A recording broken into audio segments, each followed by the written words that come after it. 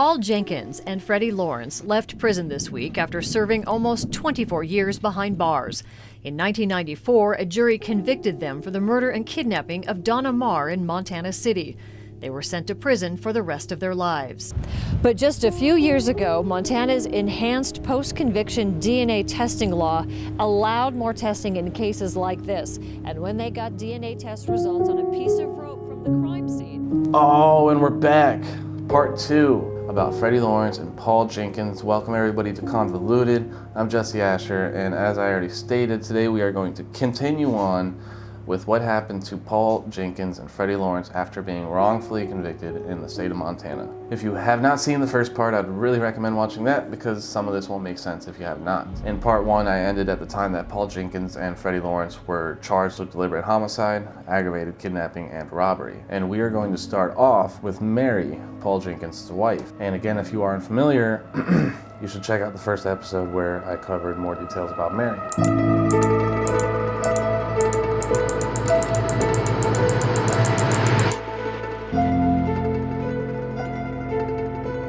According to the National Registry of Exonerations, Dr. William Stratford, who was a forensic psychiatrist, he examined Mary in early 1995. Mary Jenkins, Paul's wife, she had dementia, and his conclusion was that Mary actually had an IQ of 70 along with the dementia, and according to the Montana Innocence Project, an IQ of that level is considered low enough to propose restricted mental capacity. And she had previously been in a hospital in Oklahoma where she received a diagnosis of organic brain damage. Sadly, she did pass away from Alzheimer's within 5 years of the trial. Jimmy Amos, you remember him? He was declared incompetent to testify due to his diminished mental capacity, which according to KTVH, Jimmy Amos' IQ was about 50. Mary Jenkins, however, was still declared competent.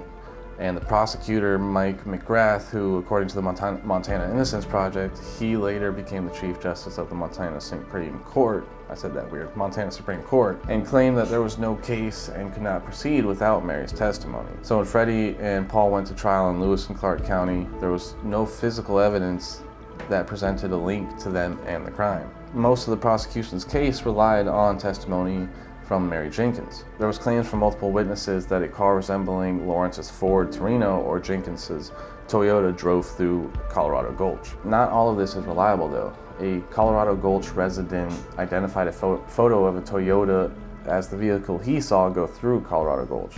But a neighbor to Paul Jenkins testified that the car never left his property and that when he bought the car, it had to be pushed to his home, so it wasn't even moving. Both Freddie and Paul did testify. Both denied any involvement in the crime, and Lawrence testified that his first statement implicating Jenkins was a lie. None of that seemed to matter though, because on February 24th, 1995, Freddie Lawrence and Paul Jenkins were convicted and were both sentenced to 100 years in prison.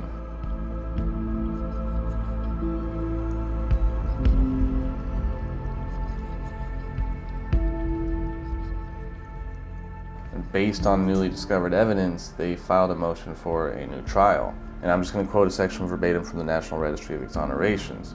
A motion for a new trial based on newly discovered evidence that Mary Jenkins suffered from night blindness and that Nip Shield suffered from episodic schizophrenia was denied. And the Montana Supreme Court upheld the convictions in 1997. According to ABC Fox Montana, a handwritten letter is what gave Freddie and Paul a second chance. See, Freddie Lawrence reached out to the Montana Innocence Project in 2009. According to the National Registry of Exonerations, the Montana Innocence Project filed a motion to test DNA on physical evidence in August of 2015. They wanted to test the vaginal swabs, her hair, fingernail clippings, and scrapings from Donna Marr. They also wanted to test her jewelry, glasses, and clippings, and there was still more. They wanted to test a shake-a-day jar, I don't know what that is, a rope that was used to bound Donna, and a cigarette butt found near her body. Also a glove that was found in the parking lot of the saloon where Donna's truck was previously parked. And thankfully, in 2016, the motion was granted by the District Court Judge Kathy Seeley. According to ABC Fox Montana, DNA testing that was done on the rope soaked in Donna Maher's blood was DNA that matched David Wayne Nelson. And if you don't know who that is, you need to go watch the first episode where I explain all of that. During the time of DNA testing though, something else happened that actually helped the situation. Fred Nelson, the nephew of David Wayne Nelson, told law enforcement in Dillon, Montana that David admitted to him of robbing the saloon and killing Donna Maher. Fred Nelson also claimed he had told lawyers and authorities in 1998 of David Nelson admitting to committing the crime in the summer of 1994. Fred provided matching details of the case and also details of numerous crimes connecting David Nelson to murders in Montana, California, Nevada, Florida, and Washington. Fred admitted to helping David in planning, attempting, and committing different crimes. And Fred Nelson claimed that David bragged about him being a hitman. David's former sister-in-law also claimed the same thing. The article on the National Registry of Exonerations says this page was last updated on January 11th, 2021, and as of that time, it states that those claims of his connections and other crimes in the various states were under investigation, and that was also according to the Montana Department of Justice. And remember from earlier, David Nelson was convicted in 2015 for that double murder in Deer Lodge, Montana. When investigated, he denied involvement in Donna Maher's murder. A witness at trial actually testified about seeing a white car leave the parking lot of the saloon in the early hours, and David did admit to driving a white Dodge. Either way, they had the DNA though that connected him to the rope, and the Montana Innocence Project filed a motion in January of 2018 to vacate the convictions against Freddie Lawrence and Paul Jenkins, stating that no evidence in the case had DNA matching either one of them. And in April 2018, Judge Kathy Seeley granted the motion and vacated the convictions for both Freddie Lawrence and Paul Jenkins.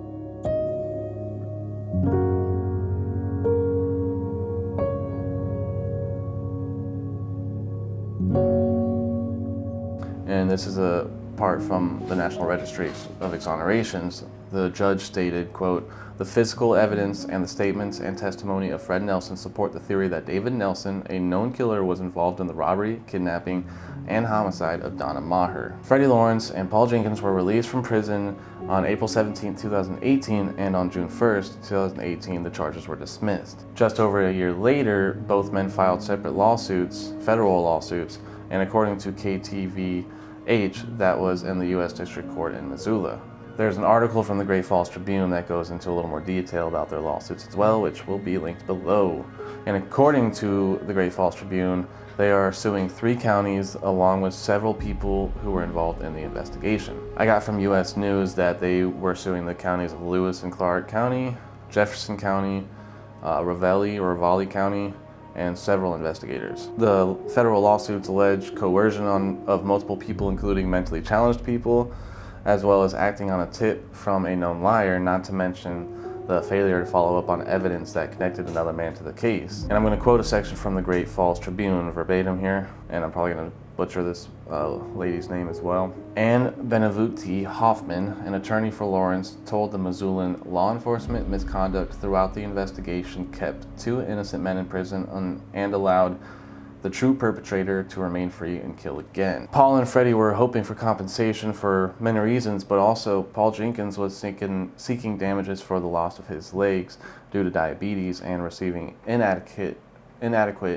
medical care, and that's according to the U.S. News. Also, just check out the Great Falls Tribune articles that I link below. They pretty good reads. Freddie Lawrence and Paul Jenkins, they settled their lawsuits for $6 million each in the year of 2020. Now, the rest of what I'm going to talk about here is mostly from the ABC Fox Montana video I watched on YouTube called Second Chance Montana Innocence Project. After release, Paul Jenkins was able to return to some of his family and live with them, but Freddie Lawrence, he talked in the video about losing his mother and his wife, who both passed away while he was in prison. His daughters were placed in foster care and later adopted, and Freddie was also told that he would have no way to contact his daughters. He also touched on struggling in the new world now that he's out and feeling like a little kid because he can't go anywhere alone. He also mentioned, hoping to locate his daughters and reconnect with them. These 2 men, they lost so much while locked up for something they didn't do, and it doesn't just hurt them, it hurts their families. I mean, his daughters got sent into foster care and adopted. His wife and his mother died, like I said. And David Nelson was still free and able to commit more crimes and kill that elderly couple. So I'm happy they're out, and I'm happy they won their lawsuits, of course, but I don't know if there's any updates on him reconnecting with his daughters. I would love to know. and I hope it works out well for him. And I hope they're able to live a good life now that they're both out and got some compensation from those lawsuits. Thank you guys for making it to the end of this video as well. If, like I said before, if you didn't watch the first one, you should probably do that. Make sure to subscribe and like and share and comment and follow up for more Convoluted episodes. More importantly, make sure to check out the Montana Innocence Project. Donate and volunteer if you are able to. Link will be below. And if you want to read about some more cases and whatnot, go to the National Registry of Exonerations. That's a good source that I love to use. Thank you guys so much, and I'll see you in the next episode.